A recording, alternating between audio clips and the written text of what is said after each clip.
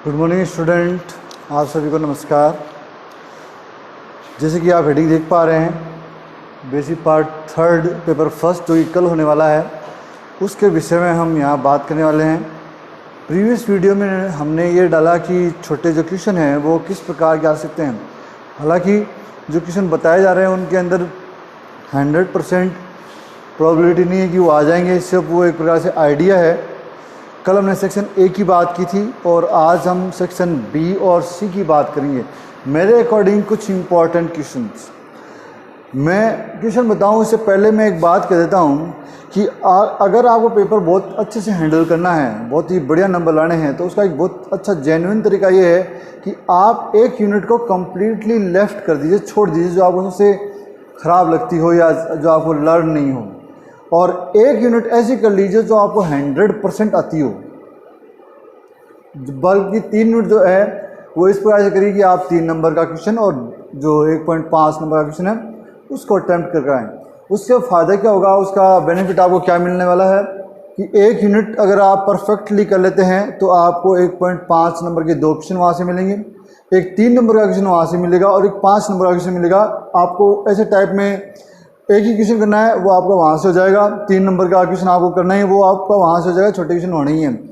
जबकि आप एक यूनिट जो छोड़ते हैं वहाँ से आपको ना तो 3 नंबर का क्वेश्चन करना है और ना ही 5 नंबर का क्वेश्चन करना है। इसका मतलब आप प्रॉपरली प्रॉफिट में है। थोड़ा बहुत 1.5 नंबर के क्वेश्चन की थोड़ी दिक्कत आती है तो पढ़ा हुआ पूरी साल है, आपको आइडिया लग जाएगा, आप कर लोगे उसको। आज हम इसी बिहाफ में पेपर थर्ड के फर्स्ट के जो इम्पोर्टेंट क्वेश्चन है उसके बारे में बात करने वाले हैं।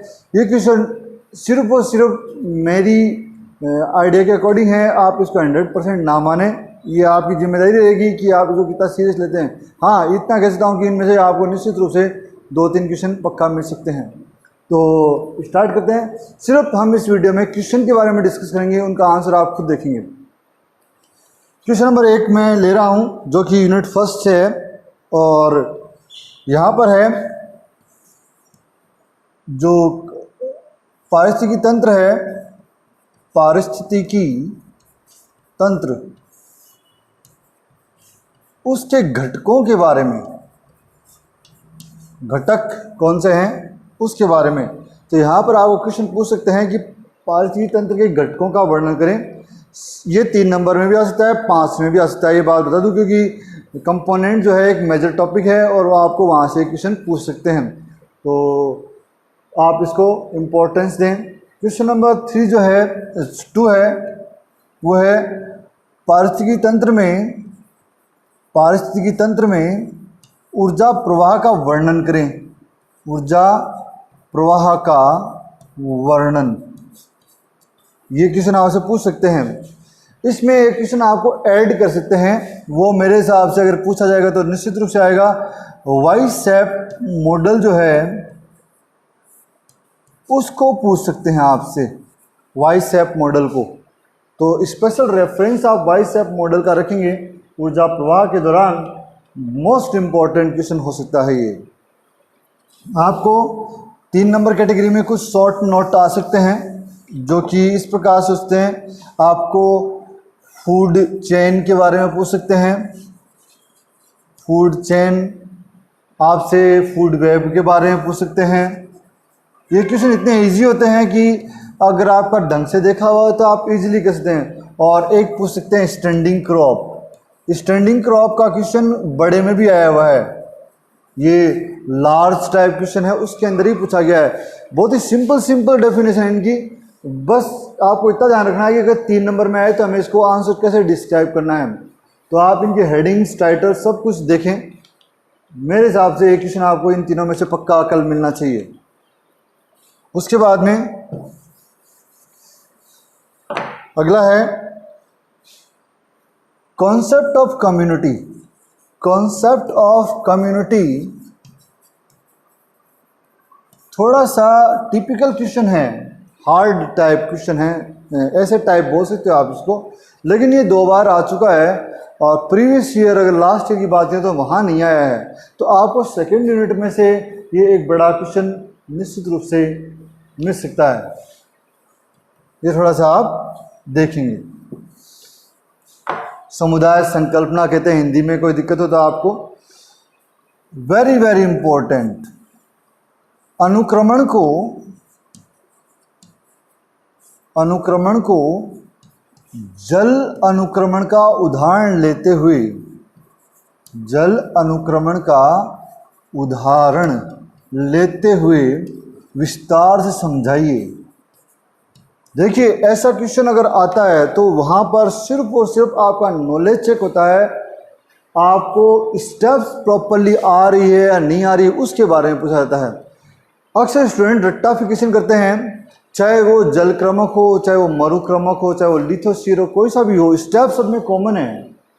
आप सबकी स्टेप देखें, थ्योरेटिकली सभी स्टेप समान हैं, चाहे कोई सा ही सक्सेशन हो।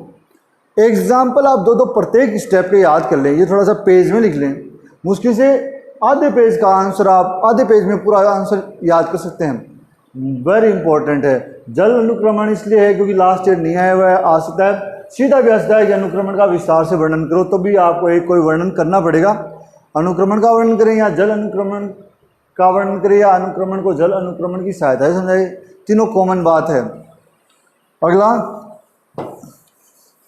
थोड़ा सा टिपिकल क्वेश्चन है ये, जो राउकेयर की परिकल्पना है, राउकेयर जिसको बोलते हैं, उसके द्वारा राउकेयर द्वारा पादपों की जीवन प्रारूप को बताइए।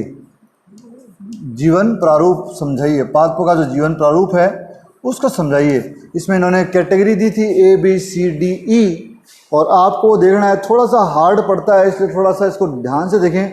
अगर आपको ये क्वेश्चन अटैम्प्ट करना है तो आप इसको अटैम्प्ट कर सकते हैं। ऐसे टाइप में तो आप इसे छोड़ ही दें, 5 मार्क्स कैटेगरी में तो आप इसको ना ही देखें तो ज़्यादा बेटर है।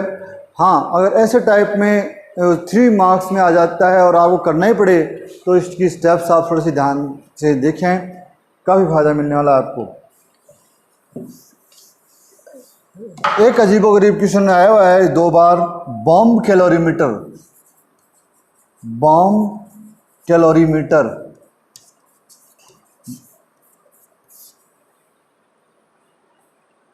विधि का वर्णन करें। ये वैसे ऊर्जा प्रवाह से रिलेटेड है, ऊर्जा प्रवाह का मामला है ये, इसीलिए ऊर्जा प्रवाह जब आप पढ़ोगे, जिसके अंदर वाइस अन्य मॉडल पढ़ोगे, वहाँ पर आपको ये एक छोटा सा टॉपिक है, सिर्फ डायग्रामेटिक मामला है, हल्की सी थ्योरी पढ़ने पर आपको ये आ जाएगा, लेकिन अगर पढ़ावा नहीं है तो आप इसके बारे में कुछ भी नहीं लिख पाओगे। तो थोड़ा सा आप इसको देखें, 3 नंबर के अंदर ये क्वेश्चन आता है, आ सकता है। अगला है शॉर्ट नोट, ये आपसे पूछ सकते हैं, ये है राष्ट्रीय उद्यान और सेंचुरी के बारे में। राष्ट्रीय उद्यान और सेंचुरी सिर्फ थ्योरेटिकल मामला है, शुरू की 2 या 3 लाइन जो है वो इनकी परिभाषा और इनके कुछ एग्जाम्पल वो थोड़े से इम्पोर्टेंट होते हैं, उनको देख लें, बाकी आपका क्वेश्चन ये हो जाएगा।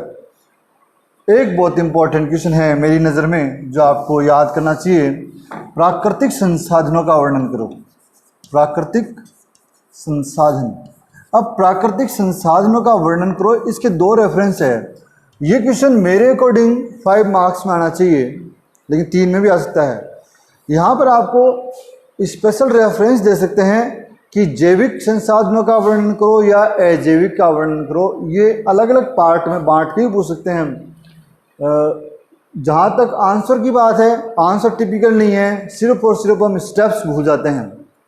तो आप थोड़ी सी इनकी स्टेप देखें कि कौन कौन सी है, कितने पॉइंट हैं, इनके पॉइंट बना के आप देखेंगे तो आपको प्राकृतिक संसाधन है बहुत ही इजीली आ जाएगा। नवीनीकरणीय और अनवीनीकरणीय है, और 3 नंबर में आपको कोई एक पार्ट पूछ भी सकते हैं। तो 5 मार्क्स प्लस 3 मार्क्स दोनों कैटेगरी के लिए ये क्वेश्चन आपके लिए इम्पोर्टेंट है।